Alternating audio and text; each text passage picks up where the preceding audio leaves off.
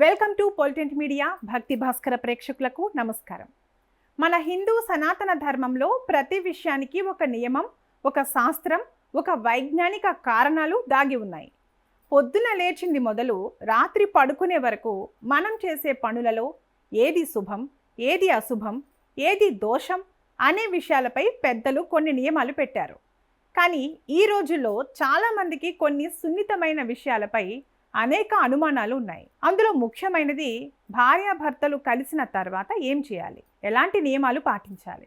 చాలామంది అడిగే ప్రశ్న, కలిసిన తర్వాత పక్క బట్టలు ఖచ్చితంగా మార్చాలా, తలస్నానం చేయకుండా వంటగదిలోకి వెళ్ళవచ్చా, దేవుడి గదిని ముట్టుకోవచ్చా, అసలు ఇల్లు ఎలా శుభ్రం చేసుకోవాలి.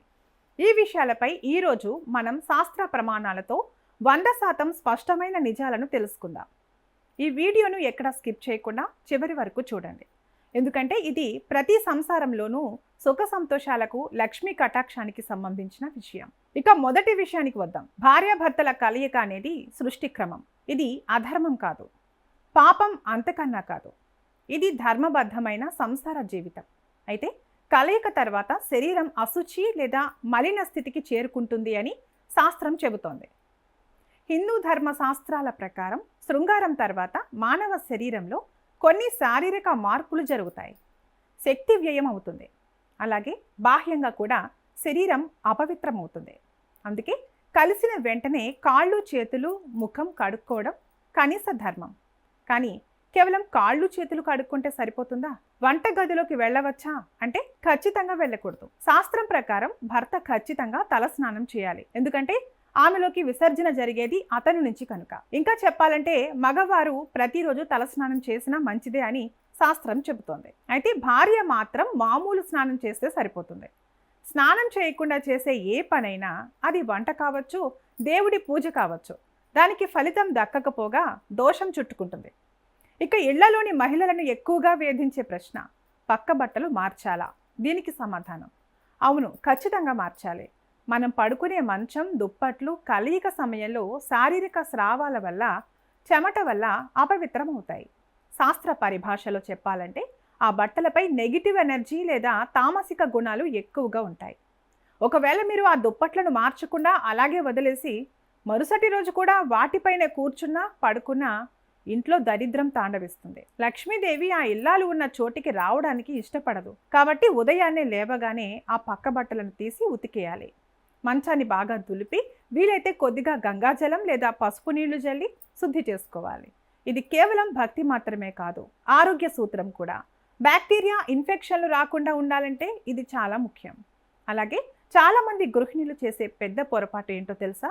రాత్రి భార్యాభర్తలు కలిశాక ఉదయాన్నే సమయం లేదనో, బద్ధకంతోనో కేవలం ముఖం కడుక్కుని నేరుగా వంటగదిలోకి వెళ్ళిపోతారు. పిల్లలకి బాక్సులు పెట్టాలి కదా అని వంట చేసేస్తూ ఉంటారు. దయచేసి వినండి, ఇది మహాదోషం. భారతీయ సంస్కృతిలో వంటగదిని అన్నపూర్ణాదేవి నిలయంగా భావిస్తాం. మనం వండే ఆహారం కేవలం ఆకలిని తీర్చడానికే కాదు, మన ఇంట్లో ఉన్న వారి బుద్ధిని, ఆలోచనలను నిర్ణయిస్తుంది. ఆహార శుద్ధవు సత్వ శుద్ధి అంటారు. అంటే మనం తినే అన్నం ఎంత పవిత్రంగా వండితే మన ఆలోచనలు అంత పవిత్రంగా ఉంటాయి. స్నానం చేయకుండా అశుచిగా ఉన్న శరీరంతో వంట వండితే ఆ ఆహారంలో నెగిటివ్ వైబ్రేషన్స్ ప్రవేశిస్తాయి. అది తినడం వల్ల పిల్లలకు కోపం రావడం, చిరాకు కలగడం, అనారోగ్యాలు పాలు కావడం జరుగుతుంది. కాబట్టి ఎంత ఆలస్యమైనా సరే స్నానం చేసిన తర్వాతే వంటగదిలోకి అడుగు పెట్టాలి. ఇక దేవుడి పూజ విషయానికి వస్తే, స్నానం చేయకుండా పూజ గది వైపు చూడటం కూడా నిషిద్ధం. పూజ గదిలో ఉండే విగ్రహాలు, ఫోటోలు అత్యంత శక్తివంతమైన తరంగాలను కలిగి ఉంటాయి. మనం అశుచితో వాటిని తాకితే ఆ పుణ్యఫలం నశిస్తుంది. అలాగే ఇల్లు శుభ్రం చేయడం ఎలా? భార్యాభర్తలు కలిసిన మరుసటి రోజు ఉదయాన్నే ఇల్లంతా తుడవాలి. వీలైతే ఇల్లు తుడిచే నీటిలో కొద్దిగా కళ్ళుప్పు వేసి తుడవడం వల్ల రాత్రి ఏర్పడిన నెగిటివ్ ఎనర్జీ అంతా పోయి ఇల్లంతా పాజిటివ్ ఎనర్జీ వస్తుంది. ఆ తర్వాతే ముగ్గు వేసి దీపారాధన చేసుకోవాలి. మన పెద్దలు చెప్పిన ఈ నియమాలలో మూఢనమ్మకాలు ఏమీ లేవు. ఇందులో 100% శాస్త్రీయత, ఆరోగ్యం మరియు కుటుంబ క్షేమం దాగి ఉన్నాయి. ఈ నియమాలను పాటించడం వల్ల మీ ఇంట్లో సలక్షణమైన లక్ష్మీదేవి కొలువై ఉంటుంది. భార్యాభర్తల మధ్య బంధం మరింత బలపడుతుంది. అనారోగ్య సమస్యలు దరిచేరవు. కాబట్టి ఈ రోజు నుండి ఈ చిన్న చిన్న మార్పులను మీ జీవితంలో అలవర్చుకోండి. మీ సంసారాన్ని స్వర్గధామం చేసుకోండి. ఈ సమాచారం మీకు నచ్చినట్లయితే తప్పకుండా ఈ వీడియోని లైక్ చేయండి. మీ స్నేహితులకు, ముఖ్యంగా కొత్తగా పెళ్ళైన జంటలకు షేర్ చేయండి.